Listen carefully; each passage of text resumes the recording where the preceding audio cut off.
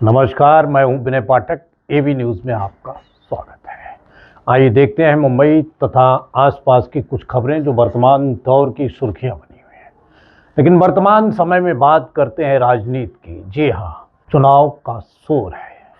हर तरफ बयानबाजी कयास लगाए जा रहे हैं। राजनीतिक चक्रव्यूह में घिरे सियासी अखाड़े में हर पल रोमांच बढ़ता जा रहा है।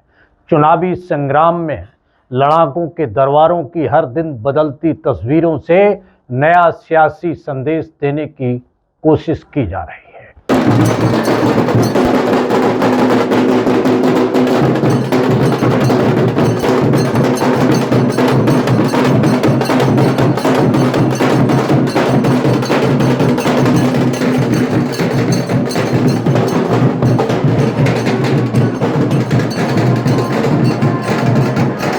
ढोल नगाड़े की गूंजती हुई आवाज़ें, लहराते पार्टी के झंडे, बच्चे बूढ़े जवान, हिंदू हो या फिर मुसलमान, हर गले पर गुलाबी गमछा, हर जुबां पर नवाब मलिक आगे बढ़ो हम तुम्हारे साथ हैं के नारे और लहराते अलग अलग पार्टियों के झंडे उमड़ी हुई हजारों की भीड़ गवाही दे रही थी कि शिवाजी नगर विधानसभा क्षेत्र में राष्ट्रवादी कांग्रेस पार्टी के प्रत्याशी नवाब मलिक की क्या राजनीतिक हैसियत है।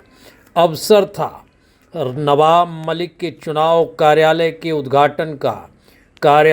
उद्घाटन का समय था 4 बजे, लेकिन 3 बजे के पहले से ही लोगों का जमावड़ा यहाँ दर्शा रहा था कि नवाब मलिक को लेकर अति उत्साह में हैं, जोश में हैं यहाँ के लोग और शायद बदलाव के जुनून में भी हैं।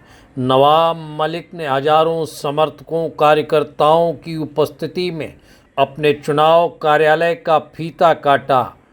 जैसे ही उन्होंने फीता काटा, लोगों ने उन पर गुलाब के फूलों की जमकर बारिश कर स्वागत सत्कार किया। उद्घाटन के समय मीडिया कर्मियों का भी जमघट अलग ही कहानी कह रहा था कि नवाब मलिक की शख्सियत क्या है। चाक चौबंद सुरक्षा व्यवस्था नजर आ रही थी। राष्ट्रवादी कांग्रेस पार्टी अजीत पवार गुट के मुंबई के नेताओं का लश्कर भी देखा गया। उद्घाटन के बाद मीडिया से नवाब मलिक रूबरू हुए और उन्होंने मीडिया के सवालों का जवाब भी दिया और अपनी बात भी रखी। ये हालात देखकर मैंने फैसला किया था कि मैं चुनाव अब नहीं लड़ूंगा, लेकिन लोकसभा के नतीजे आने के बाद शिवाजी नगर मानपुर की जनता लगातार मेरे घर आती रही। लगातार उनका अनुरोध था, उनकी मांग थी कि मैं इस विधानसभा क्षेत्र से चुनाव लड़ूं। मैंने जब जानकारी ली कि क्यों इस तरह से लोग मुझे चुनाव लड़ाना चाहते हैं, तो लगातार जनता का ये कहना था कि यहाँ पर जो भी चुनाव होता है, दबाव में या तो प्रत्याशी पर्चा वापस ले लेते हैं या आधे चुनाव में धमकियाँ आती है और चुनाव छोड़कर प्रत्याशी बैठ जाते हैं। जिस तरह से पूरे शिवाजी नगर मानपुर के क्षेत्र में नशे का बोलबाला है, ड्रग माफिया पूरे विधानसभा क्षेत्र को अपने चुंगल में लिए हुए हैं। 10 साल के बच्चे नशे में धुत नजर आते हैं। पूरी तरह से गुंडागर्दी का माहौल है।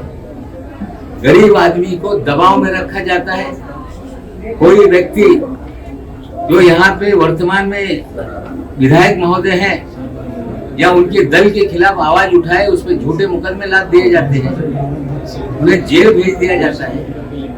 कोई एक्टिविस्ट यहाँ की समस्याओं को लेके नगर सेवक के कार्यालय पे चली जाए तो उसके कपड़े फाड़ के उसे धकेल के मारपीट की जाती है। एक अलग तरह का दबाव है। जो कारखाने वाले हैं उनसे हफ्ता वसूला जाता है और पूरी तरह से यहाँ पे जो समाजवादी पार्टी के नेता है वो अपने आप को गब्बर आदमी की तरह लोगों के सामने पेश करते हैं। लाठी लेके जुलूस निकाला जाता है, मेगाफोन पे कहा जाता है कि पिछवाड़ा लाल कर देंगे।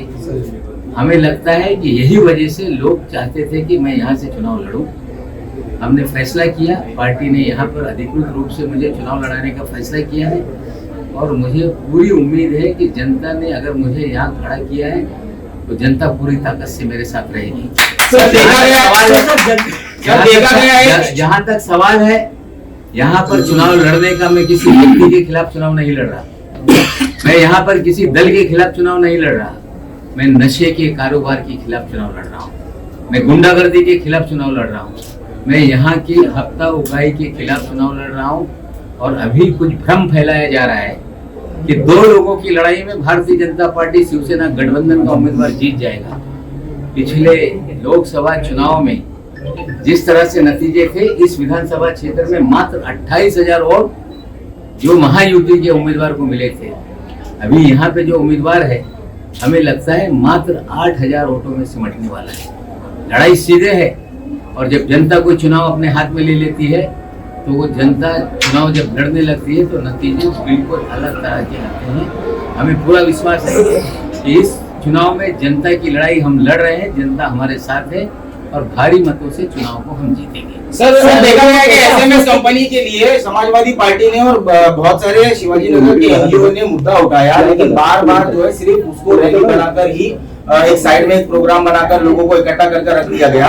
तो आपका सर इस बारे में क्या विचार रहेगा कि सबसे पहले एसएमएस कंपनी और डंपिंग के बारे में आप क्या सोचते हैं? पूरे शहर की डंपिंग यहाँ पर होती है। डंपिंग को साइंटिफिक तरीके से अगर किया जाए तो समस्या कम हो जाती है। जहाँ तक बायोमेडिकल वेस्ट को डिस्पोज करने के लिए एसएमएस कंपनी बनाई गई, जिसकी वजह से भारी प्रदूषण होता है। कुछ लोग इसे मुद्दा बनाकर आंदोलन करते हैं और फिर आंदोलन रातों रात गायब हो जाता है। क्यों होता है, जनता पूरी तरह से जान रही है। मैं वादा करता हूँ कि चुनाव के नतीजे के बाद जो न्यायालय ने फैसला किया है कि इसको यहाँ से हटाना है, हम पूरा प्रयास करेंगे कि बायोमेडिकल वेस्ट का जो प्रोसेस का मामला है, ठीक है, छांटने का काम हो सकता है, लेकिन जो जलाने का है, ह्यूमन बॉडीज को यहाँ पे जिस तरह से डिस्पोज किया जाता है, उनके पार्ट्स, जिस तरह से वो सारी दवाओं का जो बैंडेजेस होते हैं या जो भी इलाज के समय जो चीज़ें इस्तेमाल की जाती है, उसको जिस तरह से डिस्पोज किया जाता है, उससे कहीं ना कहीं हैजर्डस धुआं निकलता है, पर्यावरण नष्ट होता है।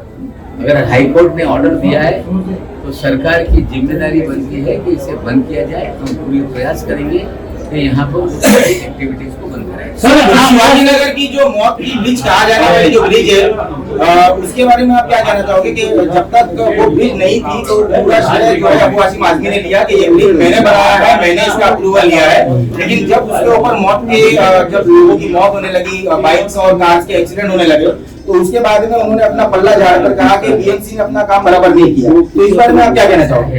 विकास जो शहर का है, जो मेगा प्रोजेक्ट होते हैं महानगर पालिका के, कोई व्यक्ति कहे कि हमने किया, तो हमें लगता है यहाँ से जो मानपुर घाट के ऊपर लिंक है उसका ट्रैफिक ढंग से चले, इसलिए ये ब्रिज बनाया गया। लेकिन उसका उद्देश्य था कि जो डंपिंग ग्राउंड की गाड़ियाँ हैं वो इस पे से जाए, ताकि जो एक्सीडेंट लगातार वहाँ पे होते हैं, काम भी वहाँ बनाए गए। लेकिन वहाँ पे डंपिंग के लिए गाड़ियाँ वहाँ से नहीं जाती, आज भी नीचे से जाती है। तो ट्रैफिक का पूरा सिस्टम है इस क्षेत्र का, वो पूरी तरह से धर्म भरम है।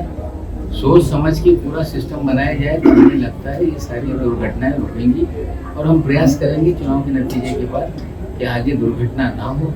ट्रैफिक डिपार्टमेंट है, पुलिस डिपार्टमेंट है, महानगर पालिका है, उसमें संयुक्त बैठ के जनता से सुझाव लेकर इसमें किस तरह से दुर्घटनाओं को रोका जा सकता है, उसके लिए उचित फैसला हम करेंगे। वो हमारे खिलाफ लड़ रहे हैं, इस बारे में आपकी क्या राय है? ऐसा है, सांच को आँच के जब 1995 में मैं चुनाव लड़ा था तो ये पार्टी में नहीं, हमने पहली बार जब इनके हाथ में माइक दिया तो इनके पैर थरथरा रहे।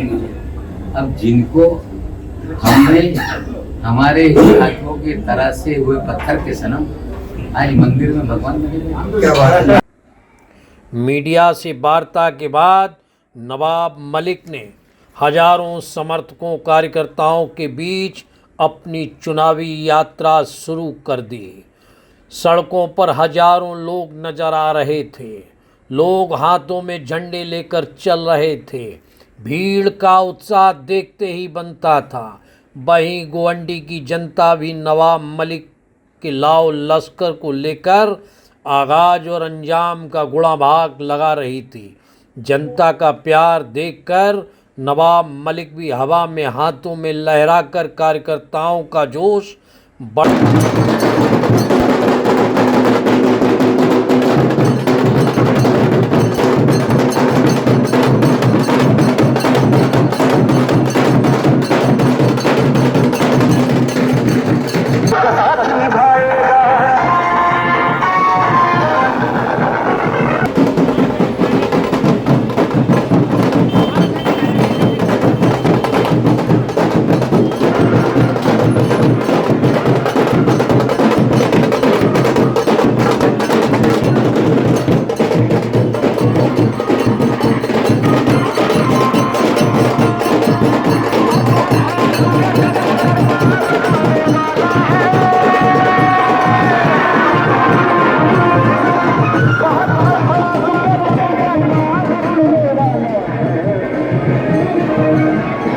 नवाब मलिक ने गोंडी के अलग अलग इलाकों में जनसंपर्क रैली निकालकर लोगों से जनसंपर्क किया और अपने लिए मतदान करने की मांग की। नवाब मलिक की जनसंपर्क रैली को लेकर लोग कयास लगाते देखे गए। बहरहाल अभी आधा माह पड़ा है, चुनाव का रुख कहां तक नवाब मलिक पहुंचा पाते हैं ये तो समय ही